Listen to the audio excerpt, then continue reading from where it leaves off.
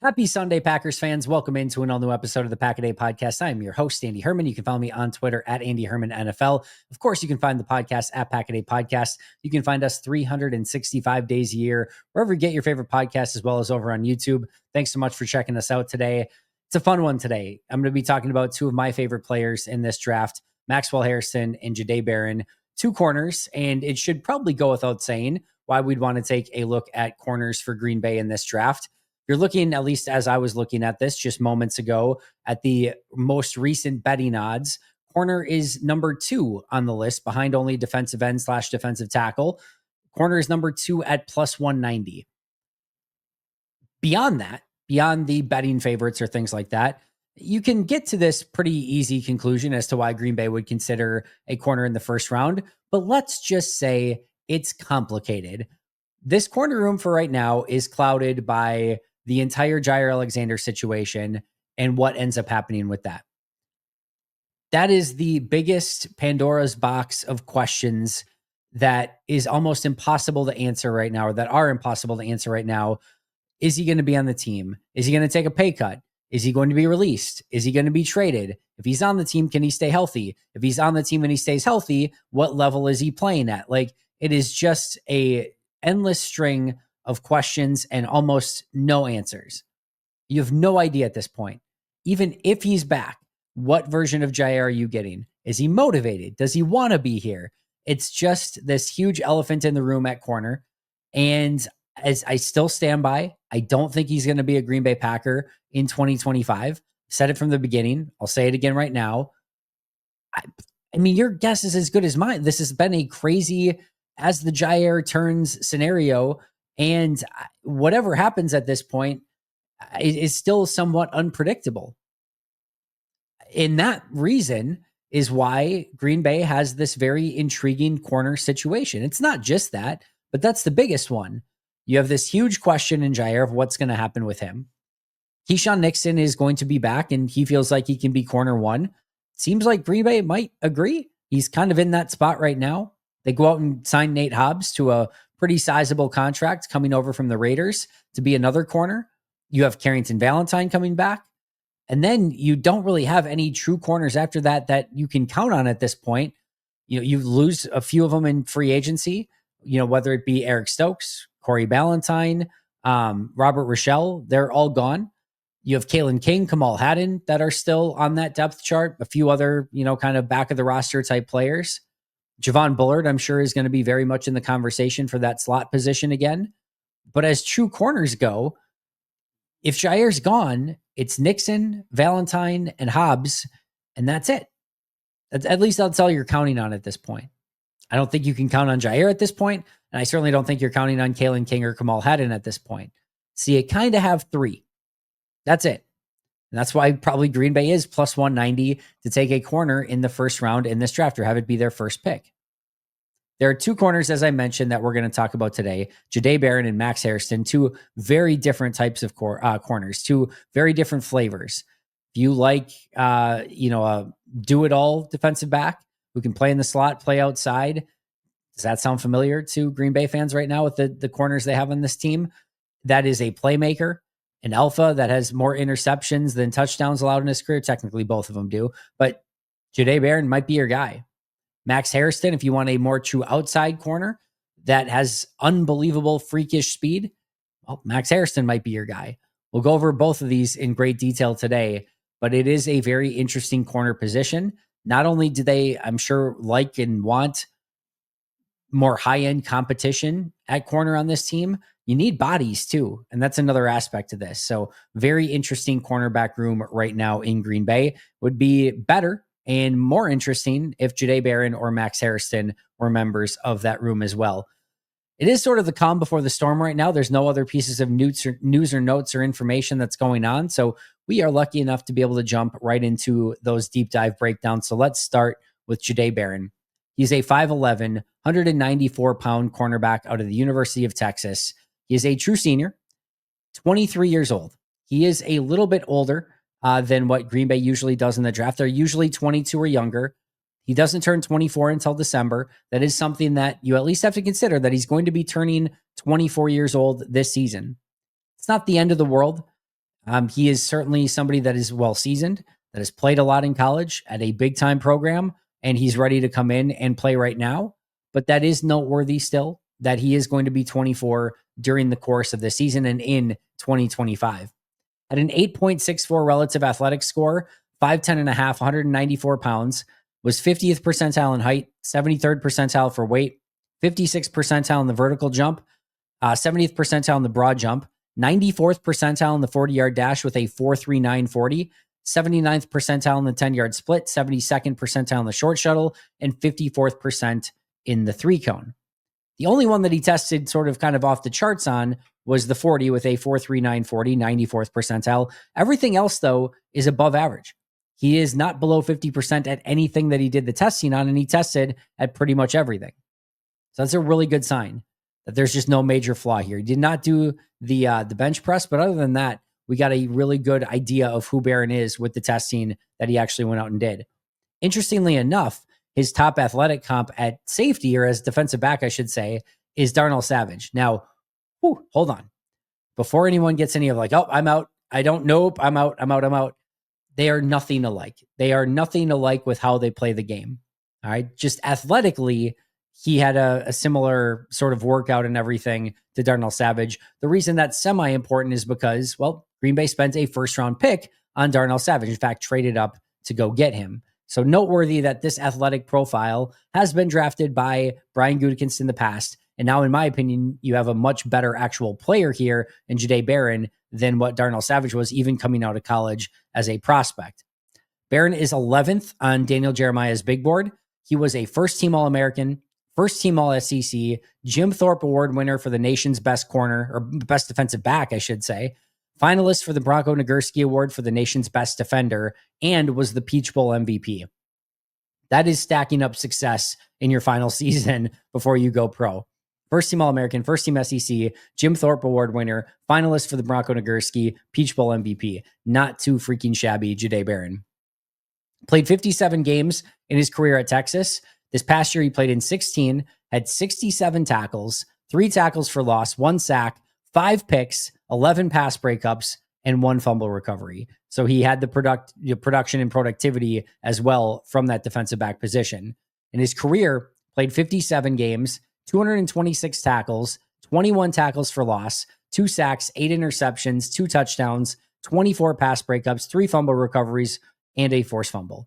So it's definitely, again, having that high-end productivity throughout his time in Texas. And again, has a lot of playing time, a lot of snaps accumulated, not in like he's played a lot, he's going to be injury prone standpoint, but he's got good experience from his time at Texas. This past year, 971 snaps. This is per PFF, by the way. 90.7 defensive grade, 83.4 in run defense, 91.1 in coverage. His grades over his time at Texas had a 64.3, 77.3, 76.9, 71.5, and then this past year, a 90.7 grade at his best season of his college career, which is exactly what you want to see, is that growth through his time in college. In 2024, he had 541 coverage snaps. He was targeted 69 times, only 37 completions allowed on those 69 targets, which is absurd. 53.6% completion percentage, 284 yards allowed, 0 touchdowns, 5 interceptions, a quarterback rating of 33.7. Hello, 33.7 quarterback rating when targeted. Literally better, basically just taking the ball and throwing it into the dirt than throwing at Jahdae Barron. Pretty freaking remarkable. In his career, targeted 241 times, 141 receptions, 58.5 percentage, or completion percentage, 1,128 yards, 2 touchdowns allowed, 8 picks. In 5 seasons, the best passer rating that he allowed in any season was an 81.0 in 2023. And by the way, that is fantastic. I mean, we're just ridiculous numbers for Jahdae Barron. This was the scouting report from Daniel Jeremiah. Barron is a talented Swiss Army knife. He aligned outside, in the slot, and in the box as a dime linebacker for the Longhorns. He made impact plays in every game I studied. He's a quicker than fast athlete with outstanding eyes and conviction. He's at his best when he can play off and see through receivers to the quarterback. He reads the quarterback's drop and anticipates to beat pass catchers to the ball.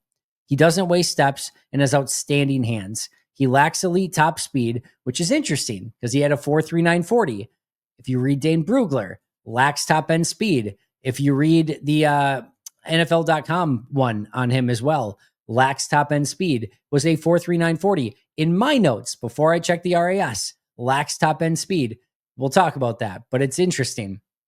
But he's always in position, and he's excellent at locating and playing the football downfield. He has good timing and feel as a blitzer. He can adjust from pass to run defense to collect tackles. His batting average as a tackler in space is very high. Overall, Barron excels at taking the ball away and reminds me of Brian Branch when he was coming out of Alabama. And that is all per Daniel Jeremiah over at NFL.com. All right, positives for Barron. These are my observations, both positives and negatives. Start with the positives. He's a modern NFL defensive back who can line up everywhere. We kind of heard that from Daniel Jeremiah as well, but you can line him up outside in the slot. I actually think you could play him at safety as well. And then you can line him up even as a, like an off-ball linebacker in obvious passing situations as well. So a ton of versatility with where he can play out on the field. I also think he can succeed in all phases. He's a good tackler. He's good in coverage, good in run defense, good as a blitzer. There's no part of his game where you're like, well, he covers great, but he can't tackle. Or like he comes up and plays aggressive, but the coverage down the field is leaky. He has it all. He's been able to do everything in college, and I think all of it's going to be able to translate to the NFL. He can succeed in all coverages, whether it's man, zone, off, press. It does not matter. He does have the ability to win. Didn't see a ton of man coverage, but I have the feel that he can do a lot of it or do it very well. And as he does more of it, is going to continue to get better and better and better. Production in college was fantastic. 4.39 40 is great. Now, again, whether he played up to that, we'll talk about that in the negatives, but still 4.39 40 is nothing to ignore. We'll put it that way. Has great instincts, good enough change of direction. He can play and tackle in the open field, and he gives good effort as a tackler. So it's one thing to give good effort. It's another to actually execute. He does both. He's a willing tackler. He's a capable tackler, and he can go out and get the job done. He's a playmaker. We saw with the interceptions, the pass breakups, the tackles, all of it. He's got multiple touchdowns throughout his career. Like, he is just a stud alpha playmaker. And I'll add on to that by saying he has it. I don't know what it is. You don't know what it is, but you know it when you see it. And Jahdae Barron, to me, has it. He has the feel for the game. He has the instincts. He has the height, weight, speed. It's just all there. To me, it is all there. Very, very talented player. He's a very high floor. He's a scheme fit for Jeff Hafley.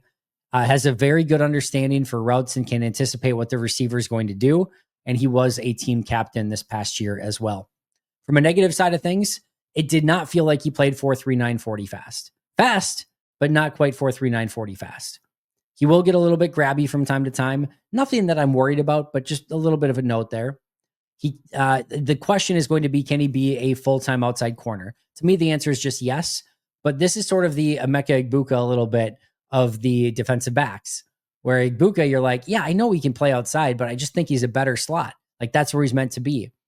With Barron, it's kind of the same. It's like, yeah, I know he can play outside, but it just feels like he should be in the slot.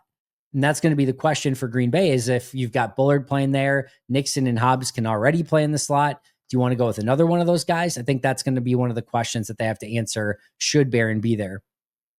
He has non-elite change of direction, which does hinder him if he gets beat or takes a misstep. Now he's got to kind of redirect, and it does take him a little bit to get kind of reverse back and back up to speed. Now the 4.39 helps him make up for that, but the change of direction, again, not bad, right around, middle percentile, but it's not elite. And that is just worth noting. And then he doesn't have ideal length either. Doesn't have long arms, doesn't have great height. It's all passable. There's no red flag here. Doesn't have short arms, isn't short, but nothing's super lanky.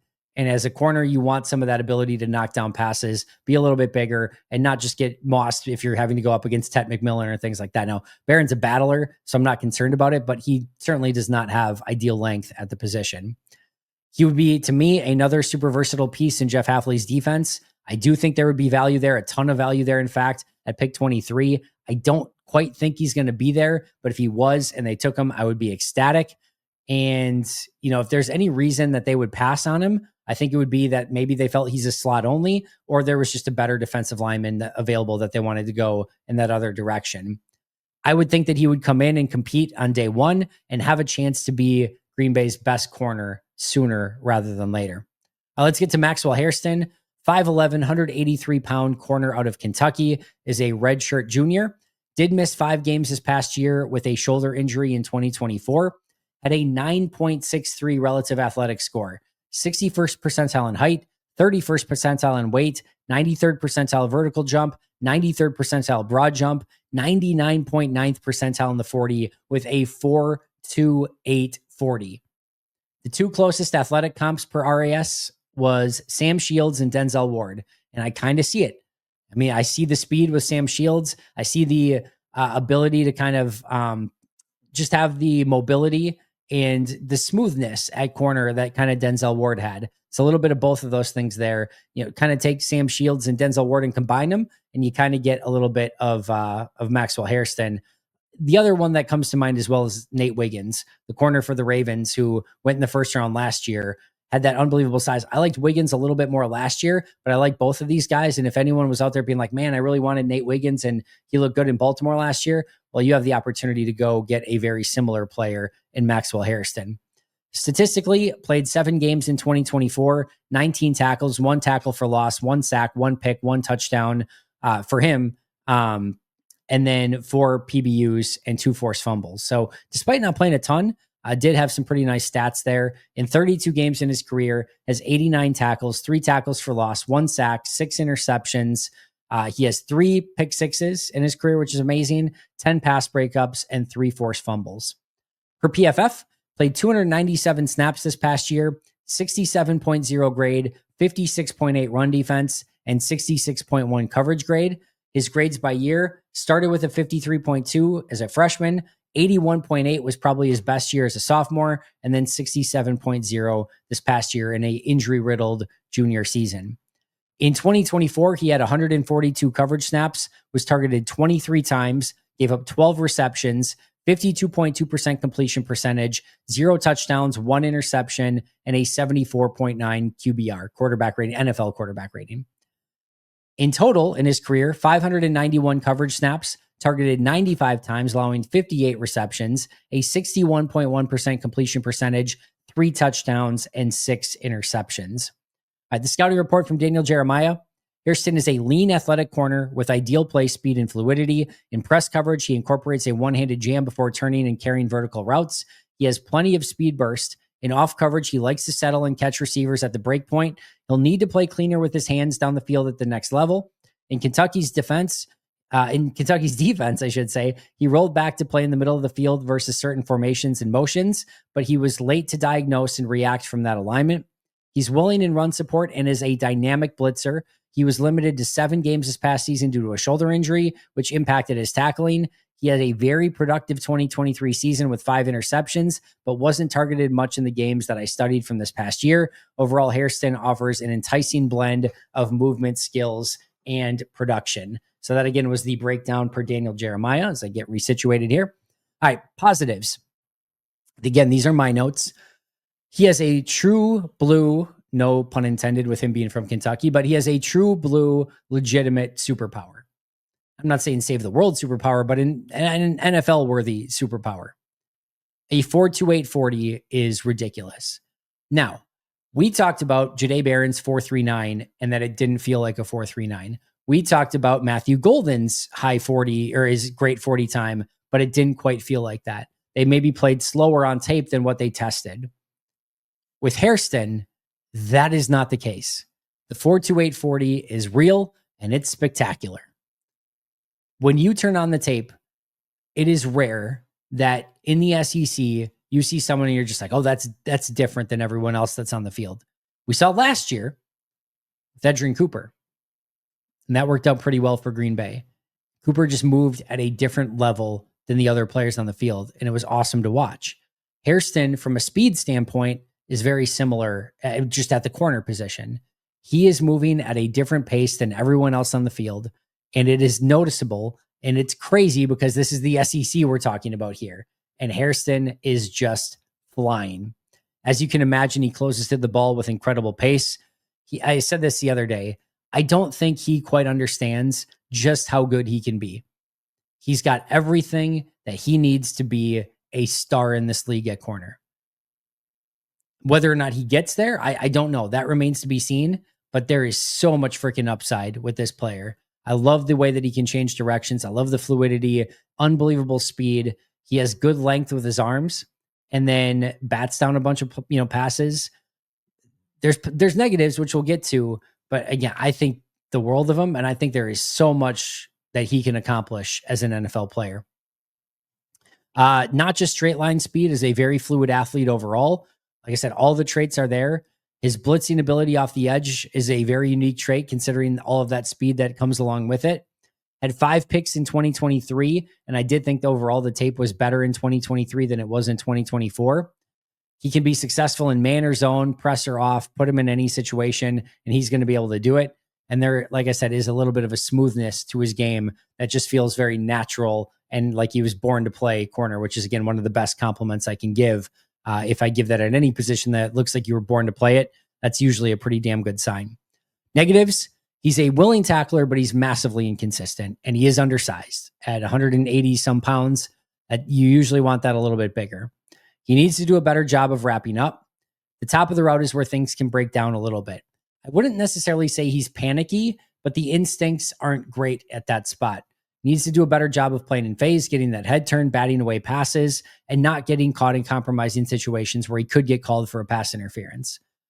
Needs to do a much better job of that. But overall, I like what he can bring to the table, and I think those are things that you can really teach as time goes on.